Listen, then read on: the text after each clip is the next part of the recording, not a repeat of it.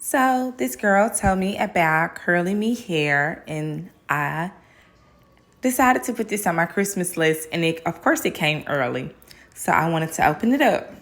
Let's see what's inside. So this unit is 24 inches. Check out that pre-plug-in. Oh my God, check that out. Yes. That looks good. It feels good. Let's take it out this.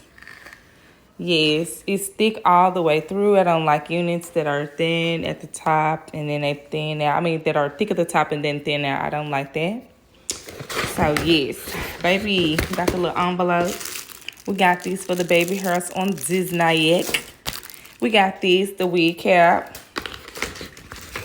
Actually comes with 2 wig caps, a pack of decent lashes. Okay, a curly me headband. And also, I guess this is an instruction manual. She's so cute. Look at that. This is where you can follow them on other platforms. Check them out. And it comes with like a silk bag, I guess, for when I'm ready to, put it up how we do our purses or whatever. We put them back. So, yeah. Y'all got to come with me to get this bad boy installed. Let's see what it's about.